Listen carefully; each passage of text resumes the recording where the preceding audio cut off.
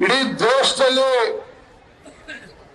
ನರೇಂದ್ರ ಮೋದಿಜಿಯವರು ಮತ್ತೊಮ್ಮೆ ಪ್ರಧಾನಮಂತ್ರಿ ಆಗಬೇಕು ಅಂತಕ್ಕಂಥ ಹಂಬಲ, ಅದರ ಜೊತೆಗೆ ಭಾರತ ದೇಶದ ಒಂದು ಸರ್ವಾಂಗೀಣ ಅಭಿವೃದ್ಧಿ, ಭಾರತದ ಸುರಕ್ಷತೆಯ ದೃಷ್ಟಿಯಿಂದ ದೇಶದಲ್ಲಿ ನರೇಂದ್ರ ಮೋದಿಜಿಯವರೇ ಮತ್ತೊಮ್ಮೆ ಪ್ರಧಾನಮಂತ್ರಿ ಆಗಬೇಕು ಅನ್ನುವ ಸಂಕಲ್ಪ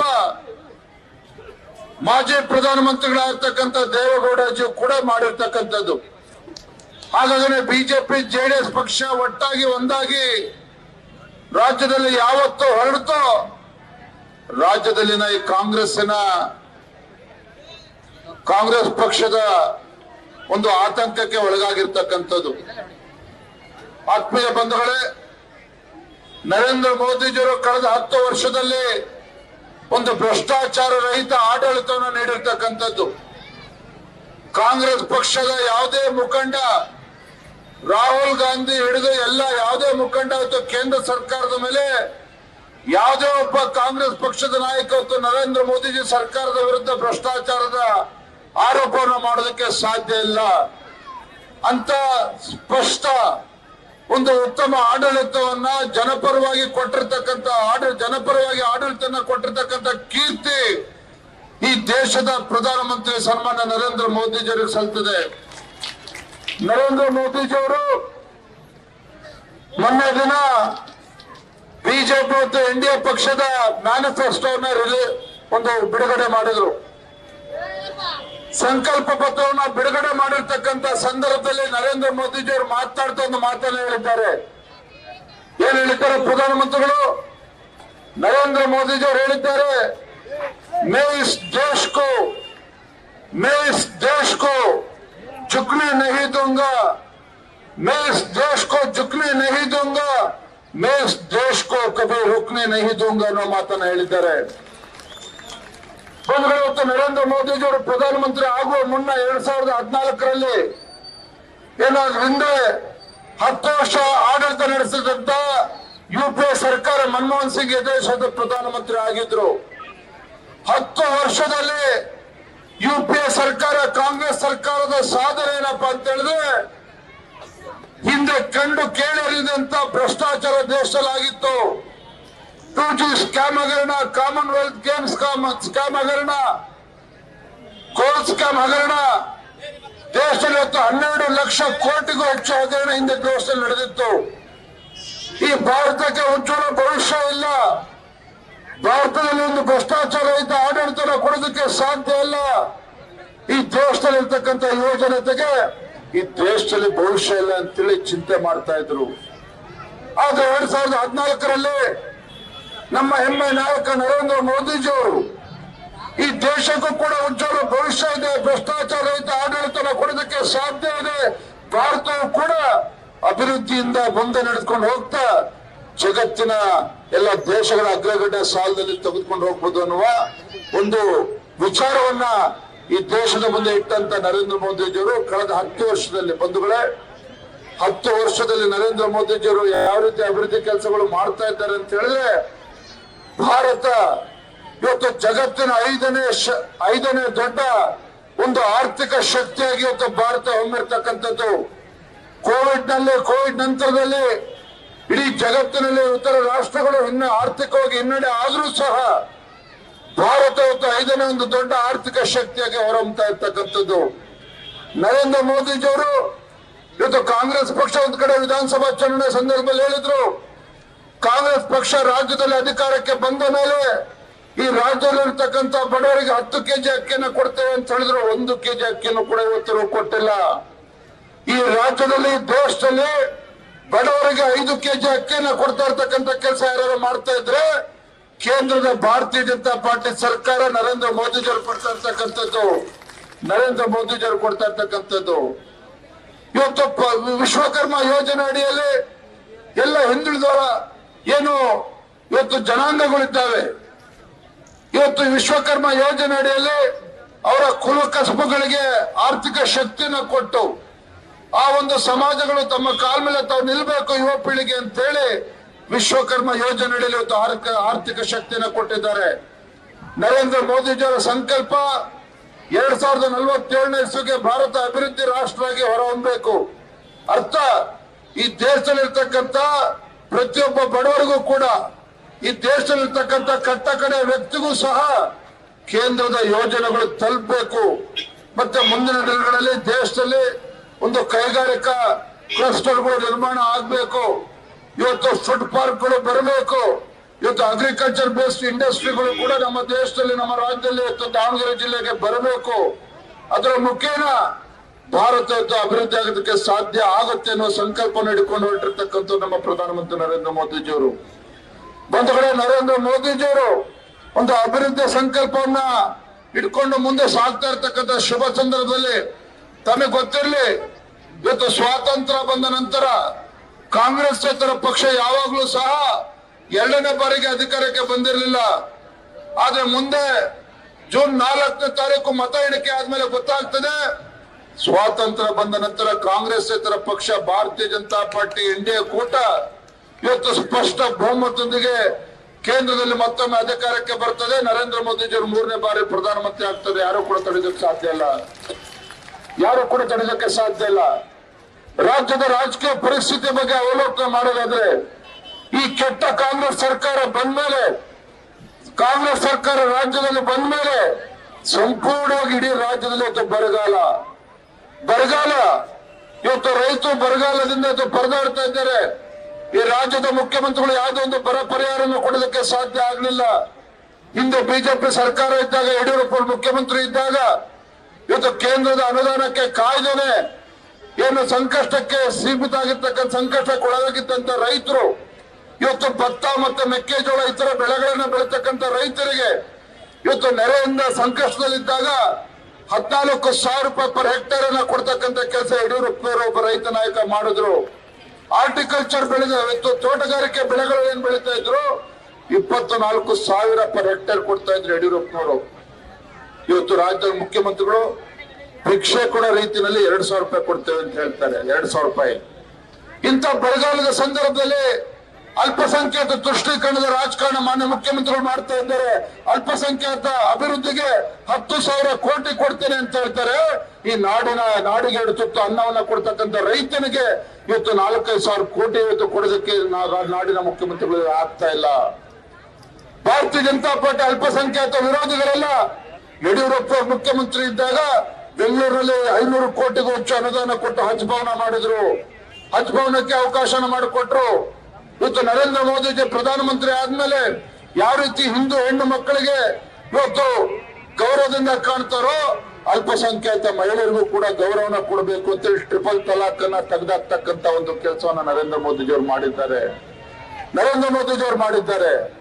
ಇವತ್ತು ಅಲ್ಪಸಂಖ್ಯಾತರ ಬಗ್ಗೆ ತುಷ್ಟೀಕರಣ ಮಾಡ್ಕೊಂಡು ಹೊರಟಿರ್ತಕ್ಕಂಥ ರಾಜ್ಯ ಸರ್ಕಾರ ಮಾನ್ಯ ಮುಖ್ಯಮಂತ್ರಿಗಳು ರಾಜ್ಯದಲ್ಲಿ ಇವತ್ತು ಕಾನೂನು ಸುವ್ಯವಸ್ಥೆ ಸಂಪೂರ್ಣ ಗಟ್ಟಿರ್ತಕ್ಕಂಥದ್ದು. ಮೊನ್ನೆ ಹುಬ್ಳಿನಲ್ಲಿ ಹಿಂದೂ ಯುವತಿ ಹತ್ಯೆ ಆಗ್ತದೆ.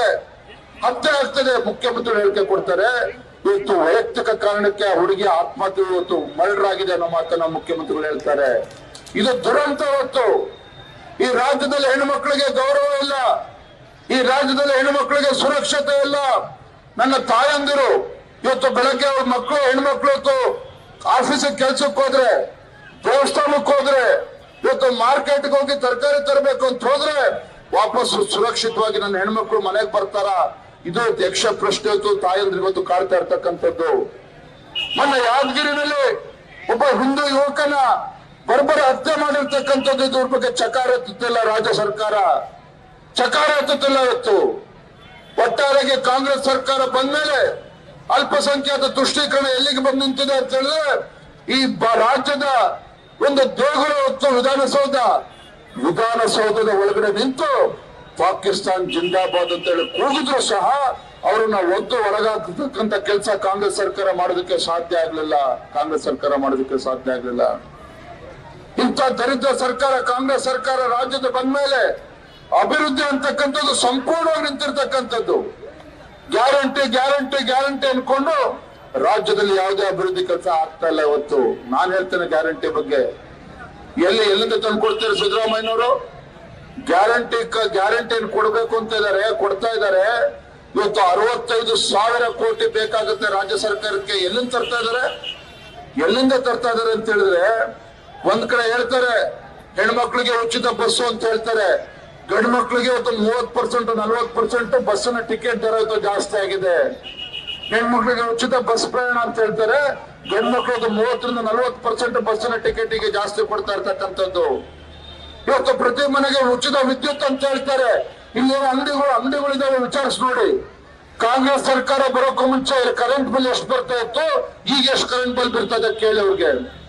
ಕಾಂಗ್ರೆಸ್ ಸರ್ಕಾರ ಬರೋಕ್ಕೂ ಮುಂಚೆ ವಿದ್ಯುತ್ ಬಿಲ್ 3,000 4,000 ರೂಪಾಯಿ ಬರ್ತಾ ಇದ್ರೆ, ಕಾಂಗ್ರೆಸ್ ಸರ್ಕಾರ ಬಂದ್ಮೇಲೆ ಏನ್ ಮನೆಗಳಿಗೆ ಉಚಿತ ವಿದ್ಯುತ್ ಅಂತ ಹೇಳ್ತಾ ಇದ್ರೆ, ಎಲ್ಲ ವ್ಯಾಪಾರಿಗಳು 8,000 ರೂಪಾಯಿ 10,000 ರೂಪಾಯಿ ಬರ್ತದೆ. 3-4 ಸಾವಿರ ಬರ್ತಾ ಇರೋದು 8,000 ರಿಂದ 10,000 ರೂಪಾಯಿ ಎಲೆಕ್ಟ್ರಿಸಿಟಿ ಬಿಲ್ ಬರ್ತಾ ಇರ್ತಕ್ಕಂಥದ್ದು. ಯಾವತ್ತು ರೈತರ ಬಗ್ಗೆ ಇವತ್ತು ಮೊಸಳೆ ಕಣ್ಣಿಲಾಗ್ತಕ್ಕಂಥ ಕಾಂಗ್ರೆಸ್ ಸರ್ಕಾರ, ಇವತ್ತು ಯಡಿಯೂರಪ್ಪನವರು ಬಿಜೆಪಿ ಸರ್ಕಾರ ಇದ್ದಾಗ ಈ ನಾಡಿಗೆ 2 ತುತ್ತು ಅನ್ನವನ್ನ ಕೊಡ್ತಕ್ಕಂಥ ರೈತ ತನ್ನ ಹೊಲಕ್ಕೆ PC ಟ್ರಾನ್ಸ್ಫಾರ್ಮರ್ ಹಾಕ್ಬೇಕು ಅಂತ ಹೇಳಿದ್ರೆ 25,000 ರೂಪಾಯಿ ಕೊಟ್ಟಿದ್ರೆ ಸಾಕಾಗ್ತಾ ಇತ್ತು.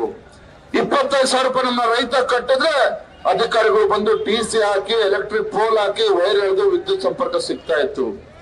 ಅದು ರೈತರ ಬಗ್ಗೆ ಮಾತಾಡ್ತಕ್ಕಂಥ ಕಾಂಗ್ರೆಸ್ ಸರ್ಕಾರ ಹೊಸ ಏನ್ ಮಾಡಿದ್ದಾರೆ, 5 ತಿಂಗಳ ಹಿಂದೆ ಹೊಸ ಆದೇಶ ಮಾಡಿದ ರಾಜ್ಯ ಸರ್ಕಾರ, ರೈತ ತನ್ನ ಹೊಲಕ್ಕೆ TC ಹಾಕ್ಬೇಕು ಅಂತ ಹೇಳಿದ್ರೆ 2 ಲಕ್ಷ ರೂಪಾಯಿ ಕಟ್ಬೇಕು. 2 ಲಕ್ಷ ರೂಪಾಯಿ 1.5 ಲಕ್ಷ ರೂಪಾಯಿ ಸರ್ಕಾರ ಕಟ್ಟಬೇಕು, 50,000 ರೂಪಾಯಿ ಲಂಚ ಕಟ್ಟಬೇಕು. ಹೌದಾನೆ? ಇದು ಹೌದಾನೆ? 2 ಲಕ್ಷ ರೂಪಾಯಿ ಕಟ್ಟಬೇಕು. ಇವತ್ತು ಇದು ಒಂದು ರೈತ ವಿರೋಧಿ ಸರ್ಕಾರ ಮಾಡ್ತಾ ಇರ್ತಕ್ಕಂಥದ್ದು. ದಲಿತರ ಬಗ್ಗೆ ಮಾತನಾಡ್ತಾರೆ. ಇವತ್ತು ಬಿಜೆಪಿ ಸರ್ಕಾರ ಇದ್ದಾಗ ದಲಿತರು ಪರಿಷ್ಠ ಜಾತಿ ಪರಿಷ್ಠ ಪಂಗಡದ ಅಭಿವೃದ್ಧಿಗೋಸ್ಕರ ಇವತ್ತು ಪ್ರತಿ ಸಲ ಬಜೆಟ್ ನಲ್ಲಿ 14,000 ಕೋಟಿ ಎತ್ತಿಡ್ತಾ ಇದ್ರು. ಸಿದ್ದರಾಮಯ್ಯನವರು ದಲಿತರ ಬಗ್ಗೆ ಕಣ್ಣೀರಾಗ್ತಕ್ಕಂಥ ಕಾಂಗ್ರೆಸ್ ಸರ್ಕಾರ ಬಂದ್ಮೇಲೆ ದಲಿತರಿಗೆ ಪರಿಷ್ಠ ಜಾತಿ ಪರಿಷ್ಠ ಪಂಗಡಕ್ಕೆ ಮೀಸಲಿಟ್ಟಿರ್ತಕ್ಕಂಥ ಹಣವನ್ನ ಇತ್ತು ಗ್ಯಾರಂಟಿಗೆ ಡೈವರ್ಟ್ ಮಾಡಿರ್ತಕ್ಕಂಥದ್ದು. ಮುಖ್ಯನ ದಲಿತರಿಗೆ ಪರಿಷ್ಠ ಜಾತಿ ಪರಿಷ್ಠ ಪಂಗಡಕ್ಕೆ ಅನ್ಯಾಯ ಮಾಡ್ತಾ ಇದ್ದಾರೆ.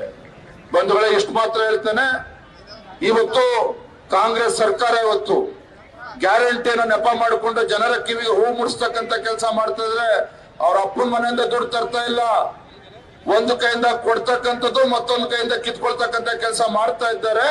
ಇದನ್ನು ನಾವು ಇವತ್ತು ಮನವರಿಕೆ ಮಾಡಿಕೊಡ್ಬೇಕಾಗಿದೆ. ನಮ್ಮ ಮುಂದೆ ಇರ್ತಕ್ಕಂಥದ್ದು ಲೋಕಸಭಾ ಚುನಾವಣೆ.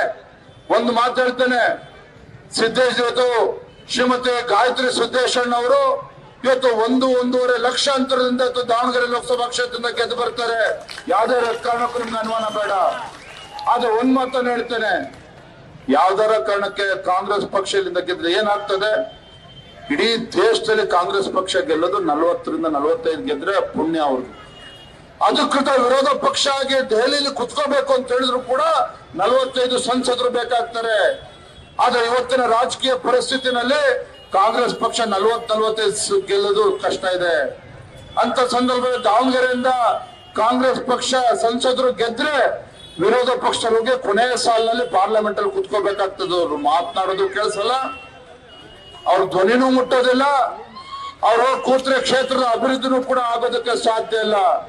ಆದ್ರೆ ನಮ್ಮ ಶ್ರೀಮತಿ ಗಾಯತ್ರಿ ಸಿದ್ದೇಶಣ್ಣವ್ರು ಗೆದ್ರೆ ಆಡಳಿತ ಪಕ್ಷದಲ್ಲಿ ಕುತ್ಕೊಳ್ತಾರೆ, ನರೇಂದ್ರ ಮೋದಿಜಿಯವರ ಪಕ್ಕ ಕುತ್ಕೊಳ್ತಾರೆ, ನರೇಂದ್ರ ಮೋದಿಜಿಯವರ ಕೈಯನ್ನ ಬಲಪಡಿಸ್ತಕ್ಕಂಥ ಕೆಲಸ ಮಾಡ್ತಾರೆ, ನರೇಂದ್ರ ಮೋದಿಜಿಯವರ ಕೈಯನ್ನ ಬಲಪಡಿಸ್ತಕ್ಕಂಥ ಕೆಲಸವನ್ನ ಮಾಡ್ತಾರೆ. ನಮ್ಮ ದಾವಣಗೆರೆ ಲೋಕಸಭಾ ಕ್ಷೇತ್ರ ಇವತ್ತು ಸರ್ವಾಂಗೀಣ ಅಭಿವೃದ್ಧಿ ಆಗ್ತದೆ. ನಾನು ಸವಾಲಾಗ್ತೇನೆ, ಕಾಂಗ್ರೆಸ್ ಪಕ್ಷದ ಶಾಸಕರು ಉಸ್ತುವಾರಿ ಸಚಿವರೇನಿದ್ದಾರೆ, ಸವಾಲಾಗ್ತಾನೆ. ಹಿಂದೆ ಬಿಜೆಪಿ ಸರ್ಕಾರ ಇದ್ದಾಗ ದಾವಣಗೆರೆ ಜಿಲ್ಲೆಗೆ ಎಷ್ಟು ಕೋಟಿ, ಸಾವಿರಾರು ಕೋಟಿ ಅನುದಾನ ತಂದಿದ್ರು, ಅಭಿವೃದ್ಧಿ ಮಾಡಿದ್ರು. ನಿಮ್ಮ ಯೋಗ್ಯತೆಗೆ, ಕಾಂಗ್ರೆಸ್ ಪಕ್ಷ ಯೋಗ್ಯತೆಗೆ ಅದರ 50% ಹಣವನ್ನ ಮುಂದಿನ 3 ವರ್ಷಗಳಲ್ಲಿ ತಂದು ತೋರಿಸ್ಲಿ. ಅವರು ಸಾಧ್ಯ ಇಲ್ಲ. ಕಾಂಗ್ರೆಸ್ ಪಕ್ಷದಲ್ಲಿ ಅಭಿವೃದ್ಧಿ ಮಾಡೋದಕ್ಕೆ ಸಾಧ್ಯ ಇಲ್ಲ, ಈ ಸರ್ಕಾರದಿಂದ ಅಭಿವೃದ್ಧಿ ಮಾಡೋದಕ್ಕೆ ಸಾಧ್ಯ ಇಲ್ಲ. ಹಾಗಾಗಿ ಇಲ್ಲಿರ್ತಕ್ಕಂಥ ಬಿಜೆಪಿ ಮತ್ತು JDS ಪಕ್ಷದ ಕಾರ್ಯಕರ್ತರಿಗೆ ನಾನು ಕೈ ಜೋಡಿಸಿ ವಿನಂತಿಯನ್ನ ಮಾಡ್ತಕ್ಕಂಥದ್ದು, ಇವತ್ತಾಗಲೇ ಮತದಾರರು ತೀರ್ಮಾನ ಮಾಡಿದ್ದಾರೆ. ದಾವಣಗೆರೆ ಲೋಕಸಭಾ ಕ್ಷೇತ್ರದ ಪ್ರಜ್ಞಾವಂತ ಮತದಾರರು ತೀರ್ಮಾನ ಮಾಡಿದ್ದಾರೆ. ಮುಂದಿನ ಲೋಕಸಭಾ ಚುನಾವಣೆಯಲ್ಲಿ ಗಾಯತ್ರಿ ಸಿದ್ದೇಶಣ್ಣವ್ರನ್ನ ಗೆಲ್ಲಿಸಬೇಕು ಅಂತಕ್ಕಂಥ ತೀರ್ಮಾನಕ್ಕೆ ಅವ್ರು ಬಂದಾಗಿದೆ. ದೇಶದ ಗಡಿಯನ್ನು ಕಾಯ್ತಕ್ಕಂಥ ಯೋಧ, ತನ್ನ ಹೆಂಡತಿ, ತನ್ನ ಮಕ್ಕಳು ಎಲ್ಲವನ್ನ ಮರೆತು ಈ ದೇಶದ ಗಡಿಯನ್ನ ಕಾಯ್ತಾನೆ. ನಾವು ಭಾರತೀಯ ಜನತಾ ಪಾರ್ಟಿ ಜೆಡಿಎಸ್ ಪಕ್ಷದ ಕಾರ್ಯಕರ್ತರು ಏನ್ ಮಾಡ್ಬೇಕಾಗಿದ್ರೆ, ಮೋದಿ ಮತ್ತೊಮ್ಮೆ ಜೈ ಶ್ರೀರಾಮ್ ಅಂತಕ್ಕಂಥ ನಮ್ಮ ಕಾರ್ಯಕರ್ತರು ಲೋಕಸಭಾ ಚುನಾವಣೆ 7ನೇ ತಾರೀಕು ಮತದಾನ. 7ನೇ ತಾರೀಕು ಮತದಾನ. ಬೆಳಗ್ಗೆ ಎದ್ದು ಮೊದಲೋಗಿ ನಿಮ್ಮ ಓಟ್ಗಳನ್ನ ಹಾಕ್ರಿ, ನಿಮ್ಮ ಮತವನ್ನ ಹಾಕಿ ಬೆಳಗ್ಗೆ 10:30 11 ಗಂಟೆ ಒಳಗೆ ನಿಮ್ಮ ಕುಟುಂಬದ ಸದಸ್ಯರು ಕರ್ಕೊಂಡ್ಬಂದು ಓಟ್ ಹಾಕ್ಸ್ಬೇಕು. ಅಕ್ಕಪಕ್ಕ ಮನೆಯವರು, ಬಂಧು ಬಾಂಧವರು ಮತವನ್ನ ಹಾಕ್ಸ್ಬೇಕು. ನರೇಂದ್ರ ಮೋದಿಜಿಯವರ ಯೋಜನೆಗಳ ಫಲಾನುಭವಿಗಳೇನಿದ್ದಾರೆ ಅವ್ರನ್ನ ಹುಡುಕಿ ಕರ್ಕೊಂಡು ಹೋಗಿ ಬಂದು ಅವ್ರನ್ನು ಕೂಡ ಮತದಾನ ಮಾಡಿಸ್ಬೇಕು. ಇದು ಮತದಾನ ಮಾಡ್ತಕ್ಕಂಥ ದಿನ. ಇವತ್ತಿನಿಂದ ಮುಂದಿನ 12 ದಿನಗಳು, 6ನೇ ತಾರೀಕು 7ನೇ ತಾರೀಕು ಮತದಾನ ಅಂತ ಹೇಳಿದ್ರೆ ನಾವು 6ನೇ ತಾರೀಕು ತನಕ ಮಾಡ್ಬೇಕಾಗಿರ್ತಕ್ಕಂಥ ಕೆಲಸ ಏನು ಅಂತ ಹೇಳಿದ್ರೆ, ಇಡೀ ದಿನ ನೀವೇನು ಶ್ರಮ ಹಾಕ್ಬೇಕಾಗಿಲ್ಲ. ಪ್ರತಿನಿತ್ಯ ನಮ್ಮ ಬೂತ್ಗಳಲ್ಲಿ ಯಾವ್ಯಾವ ಮತದಾರರಿದ್ದಾರೆ, ಫಸ್ಟ್ ಟೈಮ್ ವೋಟರ್ಸ್ ಇದ್ದಾರೆ, ಹೊಸ ಮತದಾರರಿದ್ದಾರೆ, ಮೊದಲ ಬಾರಿ ಮತದಾನ ಮಾಡ್ತಕ್ಕಂಥ ಯುವಕ ಯುವತಿಯರಿದ್ದಾರೆ, ಕೇಂದ್ರ ಸರ್ಕಾರದ ಯೋಜನೆಗಳ ಫಲಾನುಭವಿಗಳಿದ್ದಾರೆ. ಇವತ್ತು ಬಿಜೆಪಿ ಕಾಂಗ್ರೆಸ್ ಪಕ್ಷದ ಬಗ್ಗೆ ಸ್ವಲ್ಪ ಒಲವನ್ನು ಇಟ್ಕೊಂಡಿರ್ತಕ್ಕಂಥವ್ರು ಇದ್ದಾರೆ. ನಮ್ಮ ಬೂತ್ಗಳಲ್ಲಿ ನಮ್ಮ ಕಾರ್ಯಕರ್ತರು ತೆರಳಿ ಬೆಳಗ್ಗೆ ಸಂಜೆ ಅವ್ರಿಗೆ ಕೈ ಜೋಡಿಸಿ, ನೀವು ಪಾಂಪ್ಲೆಟ್ ತಗೊಂಡು ಕಿಟಕಿನಲ್ಲೋ ಬಾಗಿಲು ಸಂದಿಲ್ ಹಾಕಿ ಬಂದ್ರೆ ಆಗೋದಿಲ್ಲ. ಅವ್ರ ಮನೆ ಬಾಗಿಲಲ್ಲಿ ಕುತ್ಕೋಬೇಕು, ಜಗಳಿನಲ್ಲಿ ಕುತ್ಕೋಬೇಕು, ನಮ್ಮ ತಾಯಂದ್ರವ್ರ ಅಡುಗೆ ಮನೇಲಿ ಹೋಗಿ ಕುತ್ಕೋಬೇಕು. ದೇಶದ ಭವಿಷ್ಯನ ರೂಪಿಸ್ತಕ್ಕಂಥ ಚುನಾವಣೆ ಇದು. ಜಿಲ್ಲಾ ಪಂಚಾಯತ್ ತಾಲೂಕ್ ಪಂಚಾಯತ್ ಚುನಾವಣೆ ಅಲ್ಲ. ಜಿಲ್ಲಾ ಪಂಚಾಯತ್ ತಾಲೂಕ್ ಪಂಚಾಯತ್ ಚುನಾವಣೆ ಅಲ್ಲ. ಮೋದಿಜಿಯವರನ್ನ ಮತ್ತೊಮ್ಮೆ ಪ್ರಧಾನಮಂತ್ರಿ ಮಾಡ್ತಕ್ಕಂಥ ಚುನಾವಣೆ. ಈ ದೇಶದ ಸುರಕ್ಷತೆ, ದೇಶದ ಅಭಿವೃದ್ಧಿಗೋಸ್ಕರ ನಡೀತಾ ಇರ್ತಕ್ಕಂಥ ಚುನಾವಣೆ. ಅಡ್ರೆಸ್ ಇಲ್ಲದ ಕಾಂಗ್ರೆಸ್ ಪಕ್ಷಕ್ಕೆ ಓಟನ್ನ ಕೊಟ್ಟು ವೇಸ್ಟ್ ಮಾಡ್ಕೋಬೇಡಿ. ನರೇಂದ್ರ ಮೋದಿಜಿ ಬಲಪಡಿಸ್ತಕ್ಕಂಥ ಬಿಜೆಪಿಗೆ ಓಟನ್ನ ಹಾಕಿ ಅಂತೇಳಿ ಅವರಿಗೆ ಮನವರಿಕೆ ಮಾಡ್ತಕ್ಕಂಥ ಕೆಲಸ ಈಗಾಗಲೇ ಮಾಡ್ತಾ ಇದ್ದೀರಿ. ಇವತ್ತಿನಿಂದ ಇನ್ನೂ ಹೆಚ್ಚು ಸಮಯವನ್ನು ಕೊಟ್ಟು ಅವರ ಮನಸ್ಸನ್ನ ಗೆಲ್ತಕ್ಕಂಥ ಕೆಲಸ ಮಾಡಬೇಕು. ಅದಕ್ಕೋಸ್ಕರ ನಾನು ಬಂದಿದ್ದೇನೆ ಬಂಧುಗಳೇ. ಹಾಗಾಗಿ ಈ ಒಂದು ದಾವಣಗೆರೆ ಲೋಕಸಭಾ ಕ್ಷೇತ್ರ ಇವತ್ತು ಗಾಯತ್ರಿ ಸಿದ್ದೇಶಣ್ಣ ಅವ್ರಿಗೆಲ್ಲ ನೀವು ಮತವನ್ನ ಕೊಡ್ತಕ್ಕಂಥದ್ದು. ನೀವು ಕೊಡ್ತಕ್ಕಂಥ ಒಂದೊಂದು ಮತ ಇವತ್ತು ನರೇಂದ್ರ ಮೋದಿಜಿಯವರ ಕೈಯನ್ನ ಬಲಪಡಿಸ್ತಕ್ಕಂಥ ಮತ ಅನ್ನೋದನ್ನ ತಾವೆಲ್ಲರೂ ಕೂಡ ಅರ್ಥ ಮಾಡ್ಕೋಬೇಕು. ಮತದಾರರು ಕೂಡ ಅದನ್ನ ಅರ್ಥ ಮಾಡಿಸ್ಬೇಕು ಅಂತಕ್ಕಂಥ ಮಾತನ್ನ ಸಂದರ್ಭ ಹೇಳ್ತಾ ತುಂಬಾ ಸಂತೋಷ ಆಗಿದೆ. 28ನೇ ತಾರೀಕು ಮಧ್ಯಾಹ್ನ 2 ಗಂಟೆಗೆ 1 ಗಂಟೆಗೆ ದೇಶದ ಹೆಮ್ಮೆಯ ಪ್ರಧಾನಮಂತ್ರಿ ನೋಡಿ, ನರೇಂದ್ರ ಮೋದಿಜಿಯವರು ನಮ್ಮ ದಾವಣಗೆರೆ ಜಿಲ್ಲೆ ಬಗ್ಗೆ ಎಷ್ಟು ಪ್ರೀತಿಯನ್ನು ಇಟ್ಕೊಂಡಿದ್ದಾರೆ ಅಂತ ಹೇಳಿದ್ರೆ 5ನೇ ಬಾರಿಗೆ ಬರ್ತಾ ಇರ್ತಕ್ಕಂಥದ್ದು. ದಯವಿಟ್ಟು ಹಾಗಾಗಿ ದೊಡ್ಡ ಸಂಖ್ಯೆಯಲ್ಲಿ ಹೊಸ ಮತದಾರರು ಕಾರ್ಯಕ್ರಮದಲ್ಲಿ ಭಾಗವಹಿಸಬೇಕು. ಹೊಸ ಮತದಾರರು ಹೈಸ್ಕೂಲ್ ಮೈದಾನ, ದಾವಣಗೆರೆ ಹೈಸ್ಕೂಲ್ ಮೈದಾನದಲ್ಲಿ ಕಾರ್ಯಕ್ರಮ ಆಯೋಜನೆ ಆಗಿದೆ. ದೊಡ್ಡ ಸಂಖ್ಯೆಯಲ್ಲಿ ಸುಮಾರು 1.5 ರಿಂದ 2 ಲಕ್ಷಕ್ಕೂ ಹೆಚ್ಚು ಕಾರ್ಯಕರ್ತರು ಬರಬೇಕು ಅಂತ ಹೇಳಿ ಬಿಜೆಪಿ ಜೆಡಿಎಸ್ ಕಾರ್ಯಕರ್ತರು ಬರಬೇಕು. ಅದರಲ್ಲಿ ವಿಶೇಷವಾಗಿ ಹೊಸ ಮತದಾರರನ್ನ ಗುರುತು ಮಾಡಿ ಕರ್ಕೊಂಡ್ಬರ್ಬೇಕು.